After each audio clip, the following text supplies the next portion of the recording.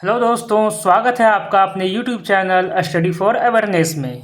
दोस्तों, हमने पिछली कक्षा में अपना जो लास्ट टॉपिक 26वां टॉपिक था उसको पढ़कर प्राचीन इतिहास को ख़त्म किया और ये हमारा जो चल रहा है संपूर्ण लुसेंट का सीरीज, इसमें से अब हम आ गए हैं मध्यकालीन भारत पर। उसमें से 27वां टॉपिक हमारा होगा भारत पर अरबों का आक्रमण। तो चलिए शुरू करते हैं। मोहम्मद बिन कासिम के नेतृत्व में अरबों ने भारत पर पहला सफल आक्रमण किया। अरबों ने सिंध पर 712 ईस्वी में विजय पाई थी। अरब आक्रमण के सही समय सिंध पर दाहिर का शासन था। सिंध पर किसका शासन था? दाहिर का। भारत पर अरब वासियों के आक्रमण का मुख्य उद्देश्य धन दौलत लूटना तथा इस्लाम धर्म के प्रचार प्रसार करना था। तो इस प्रकार 27वां टॉपिक खत्म हुआ। अब आगे पढ़ते हैं 28वां टॉपिक महमूद गजनी के बारे में। चलिए शुरू करते हैं। 932 ईस्वी में अल्पतगीन नामक एक तुर्क सरदार गजनी साम्राज्य की स्थापना की, जिसकी राजधानी गजनी थी। अल्पतगीन की मृत्यु के पश्चात कुछ समय तक गजनी में पीरितिगीन ने शासन किया। क्या नाम था उनका? पीरितिगीन ने शासन किया। इसी के शासनकाल यानी कि 972 से 977 ईस्वी में सर्वप्रथम भारत पर आक्रमण किया गया। प्रथम तुर्क आक्रमण के समय पंजाब में शाही वंश का शासन जयपाल शासन कर रहा था। अल्पतगीन का गुलाम तथा दामाद सुबुक्तगीन 977 ईस्वी में गजनी की गद्दी पर बैठा। महमूद गजनी सुबुक्तगीन का पुत्र था। महमूद गजनी किसका पुत्र था? सुबुक्तगीन का। और सुबुक्तगीन क्या था? दामाद था अल्पतगीन का। महमूद गजनी सुबुक्तगीन का जो पुत्र था, जिसका जन्म 1 नवंबर 971 ईस्वी में हुआ था। किसका? महमूद गजनी का। अपने पिता के काल में महमूद गजनी खुरासान का शासक था। महमूद गजनी 27 वर्ष की अवस्था में 998 ईस्वी में गद्दी पर बैठा। महमूद गजनी 27 वर्ष की ईस्वी में 998 ईस्वी में गद्दी पर बैठा। बगदाद का खलीफा अल आदिर बिल्लाह ने महमूद गजनी के पद को मान्यता प्रदान करते हुए उसे यमीन उद दौला तथा यमीन उल मिल्लाह की उपाधि दी। महमूद गजनी ने भारत पर 17 बार आक्रमण किया। महमूद गजनी ने भारत पर कितनी बार आक्रमण किया? 17 बार आक्रमण किया। महमूद के भारतीय आक्रमण का वास्तविक उद्देश्य धन की प्राप्ति था। महमूद गजनी एक मूर्ति भंजक आक्रमणकारी था। मोहम्मद गजनी ने भारत पर प्रथम आक्रमण 1000 ईस्वी में किया तथा पेशावर के कुछ भागों पर अधिकार करके वह अपने देश लौट गया। महमूद गजनी भारत पर प्रथम बार आक्रमण कब किया था? 1000 ईस्वी में।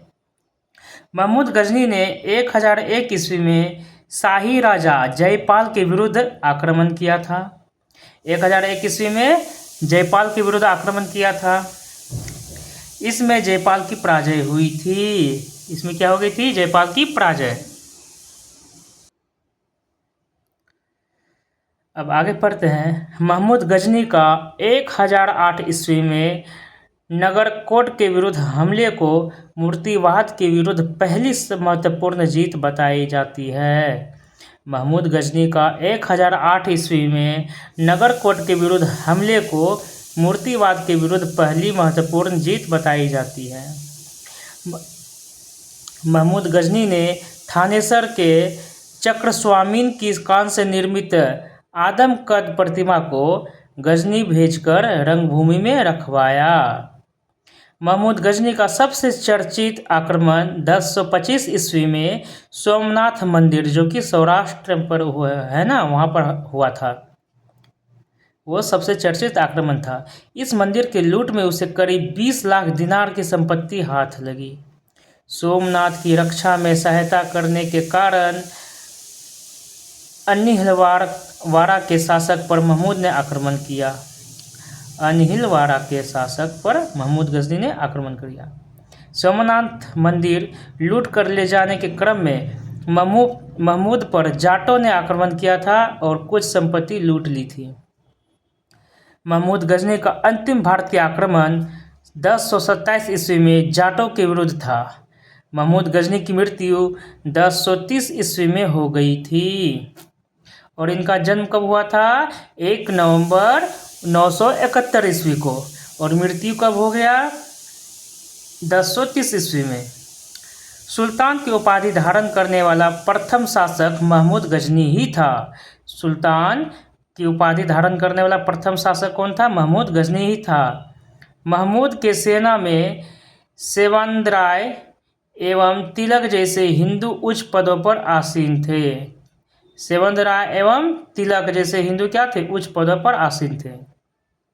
अलबरूनी, फिरदौसी, उतबी तथा फर्रुखी महमूद गजनी के दरबार में रहते थे। अलबरूनी, फिरदौसी, उतबी तथा फर्रुखी महमूद गजनी के दरबार में रहते थे।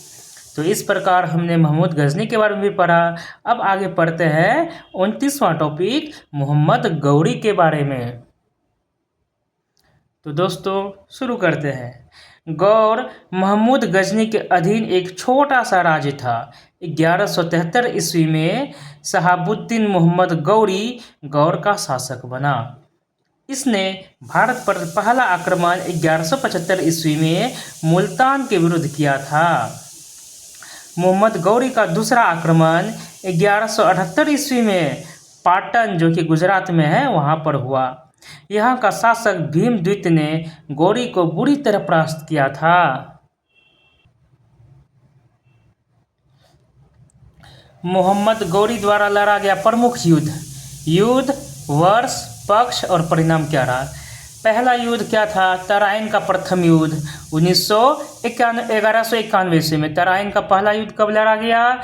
1191 ईस्वी में। किनके बीच? गौरी व पृथ्वीराज चौहान के बीच लड़ा गया। परिणाम क्या रहा? चौहान विजयी रहा। दूसरा तराइन का द्वितीय युद्ध कब हुआ? 1 साल बाद 1192 ईस्वी में। इसमें पक्ष कौन कौन थे? गौरी व पृथ्वीराज चौहान। इसमें परिणाम क्या हुआ? गौरी विजयी हुआ। तीसरा चंदावर का युद्ध। चंदावर का युद्ध क्या हुआ? 2 साल बाद 1194 ईस्वी में। पक्ष कौन कौन थे? गौरी एवं जयचंद। इसमें परिणाम क्या हुआ? गौरी विजयी हो गया। नोट: तराइन के प्रथम युद्ध में पृथ्वीराज चौहान का सेनापति स्कंद था। तराइन के प्रथम युद्ध में पृथ्वीराज चौहान का सेनापति कौन था? स्कंद था।